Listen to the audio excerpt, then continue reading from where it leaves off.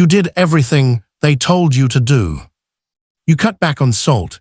You take your blood pressure medication without missing a single dose. You even got tested for sleep apnea, and the results came back manageable. You are not reckless. You are not careless. You are someone who pays attention to their health. So why does your chest feel heavy some mornings when you wake up? Why does your heart feel like it worked all night instead of resting? Why do you wake up tired?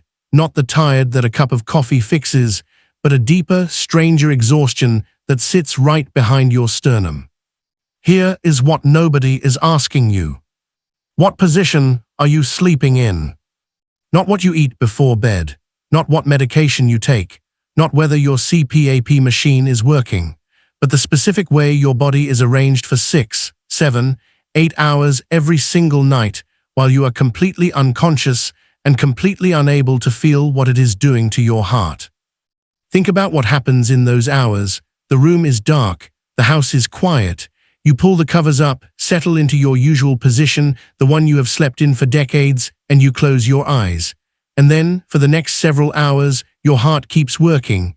It does not stop. It does not rest the way you think it does. And depending on the position you are lying in, it is either being gently supported through the night, or it is being slowly, silently compressed, rotated, and flooded with a pressure load it was never designed to carry for hours at a time. You cannot feel it happening. That is the most frightening part. There is no pain. There is no alarm. There is no moment where your body taps you on the shoulder and says, something is wrong right now. The damage accumulates the way rust accumulates on iron, quietly, invisibly, and for a very long time before anyone notices the structure has been compromised. Maybe you have noticed some things, though. A vague tightness in the left side of your chest that is gone by mid-morning. A heartbeat that feels slightly off rhythm on certain mornings, but not others. Swelling in your ankles that your doctor has chalked up to circulation. Blood pressure readings that are higher in the morning than at any other point in the day, even after a full night of what should have been rest and recovery. And perhaps you have gone back to your cardiologist. Perhaps you have had the tests, the ECG, the Holter monitor, the echocardiogram, and perhaps you have been told that your results are, quote, within normal range, which is reassuring, except that it does not explain why you feel the way you feel every morning. It does not explain the heaviness. It does not explain why your heart, which should have spent 8 hours recovering, seems to report for duty already fatigued. What if the answer has been underneath you every single night? What if the position your body defaults to while you sleep, the one that feels comfortable, the one that feels natural, the one nobody has ever told you to change, is doing more damage to your cardiovascular system than the sleep apnea your doctor spent months trying to treat? I am going to show you the science. I am going to show you exactly what happens inside your chest cavity when you sleep in the wrong position. And I am going to show you what to do about it starting tonight. But first, does this sound familiar? Let me explain what is actually going on inside your body while you sleep. Your heart is not floating freely inside your chest. It is a physical organ roughly the size of your fist, suspended in a fibrous sac called the pericardium, nestled between your lungs, slightly left of center, and resting on a muscle shelf called the diaphragm. It has weight. It has position. And when you lie down for 8 hours, gravity does not stop working just because you are unconscious. Here is where most people's understanding of sleep and heart health completely breaks down. We talk endlessly about what we put into our bodies before bed. We talk about sleep apnea, about blood pressure medication timing, about late-night meals. But we almost never talk about the mechanical reality of what happens to the heart as a physical object when the body is horizontal for hours at a time. There are 3 reasons why your sleep position is silently overloading your cardiovascular system, and understanding all 3 changes everything. The first reason is gravitational compression. When you sleep on your right side, which surveys show is the most common sleep position in adults over 50, your heart shifts. It rotates slightly and settles under the weight of the surrounding tissue, pressing against the right lung and the liver beneath it. Think of it like placing a pump flat on a soft surface and then stacking weight on one side. The pump still works, but the intake and output angles are distorted. The chambers of the heart, particularly the right ventricle, experience altered filling pressure throughout the night, hour after hour, night after night, for years. The second reason is venous return disruption. Your heart depends on blood flowing back to it efficiently from the lower body through the inferior vena cava, your body's largest vein. This vein runs along the right side of your spine. When you sleep on your back, particularly if you are carrying any extra weight around the abdomen, that pressure compresses the vena cava like a garden hose being stepped on. Blood return slows.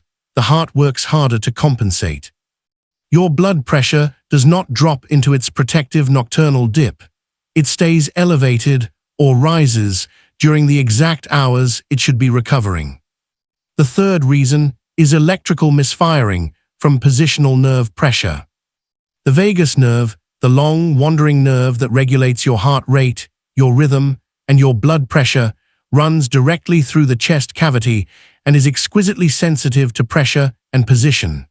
Certain sleep positions compress tissue in ways that irritate this nerve across hours of sustained contact. The result is subtle but cumulative: disrupted heart rate variability, shallow nocturnal dips, and morning arrhythmias that your cardiologist sees on a monitor but cannot explain from your daytime habits alone. Three forces working silently every single night. This is not a theory. This is physics applied to biology, and your heart has been absorbing the consequences without a single warning signal you could recognize. Now, if you are like most of the patients I have worked with, you have not been sitting idle.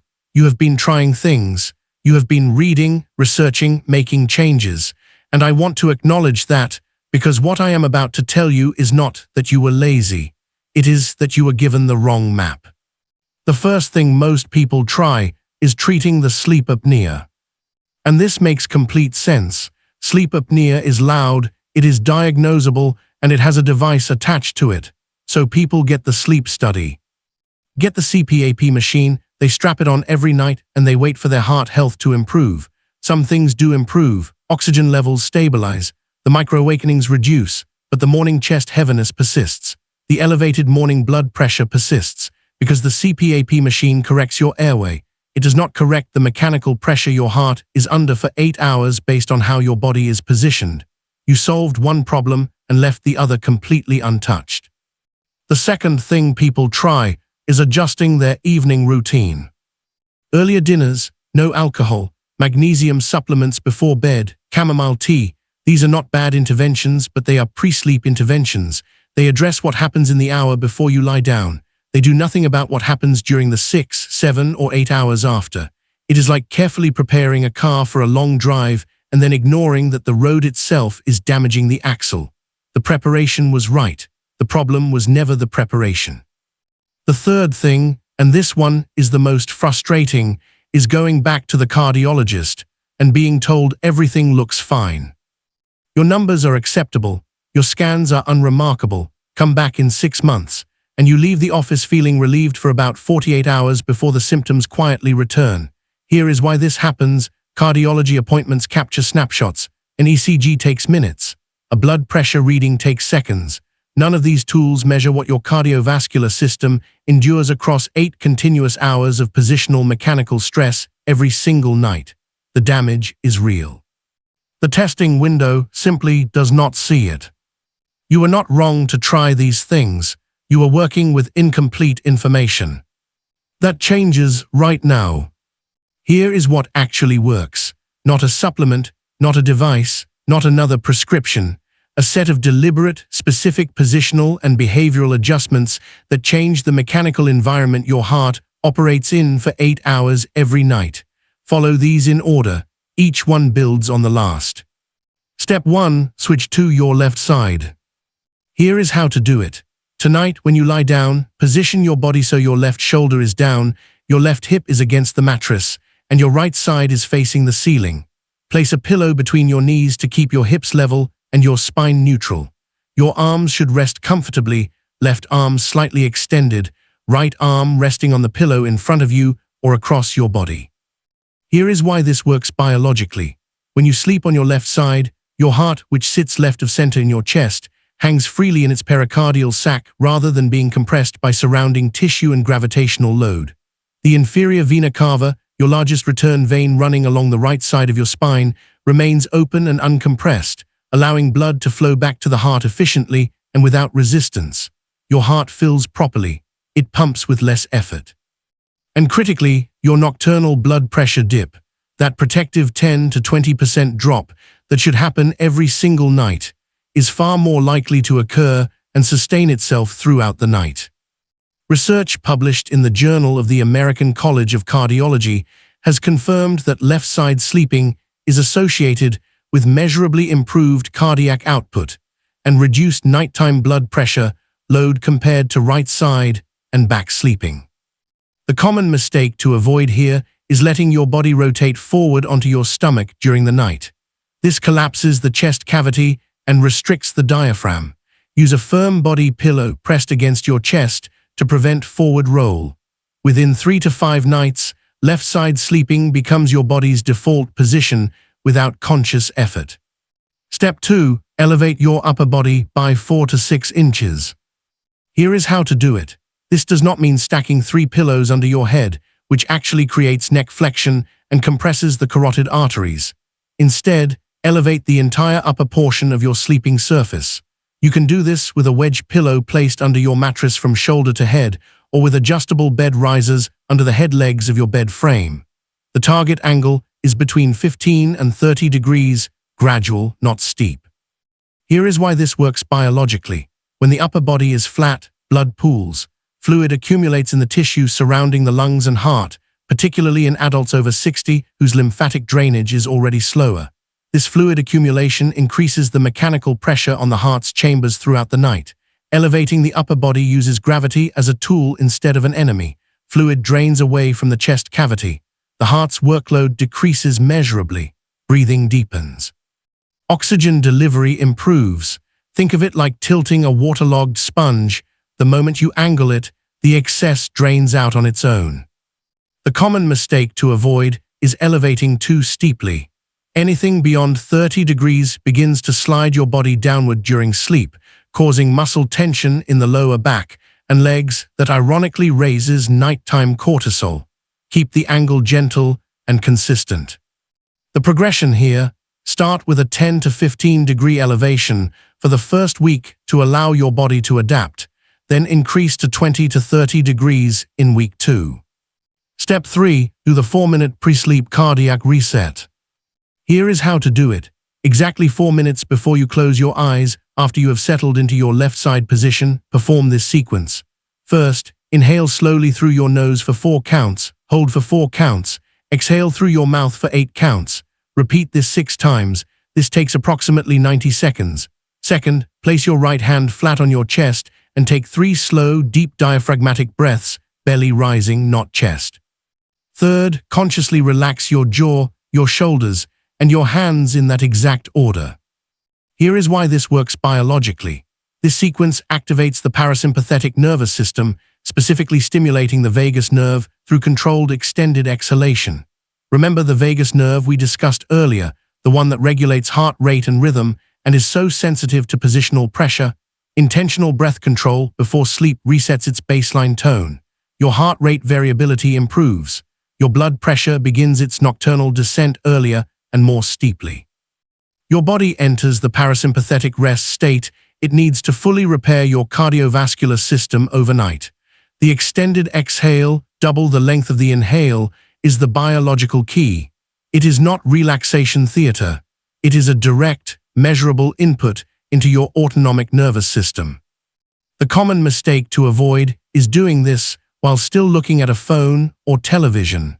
Light exposure during this sequence blocks the melatonin release that accompanies parasympathetic activation. The sequence must be done in dim or dark conditions to work as intended. I remember Margaret, a 71-year-old retired teacher from Ohio. She had been sleeping on her back for 40 years. Her morning blood pressure readings were consistently 15 to 20 points higher than her afternoon readings, a pattern her cardiologist had documented but never explained. Within 11 days of combining left-side positioning with upper body elevation and the pre-sleep breath reset, Her morning readings had normalized to within 5 points of her afternoon baseline. She told me, "I thought I was just a bad sleeper. I had no idea I was sleeping in a position that was fighting my heart every single night." Margaret is not unusual, she is typical. These 3 steps cost nothing. They require no prescription, no device, no follow-up appointment. They require only the willingness to change a habit that nobody ever told you was hurting you until now.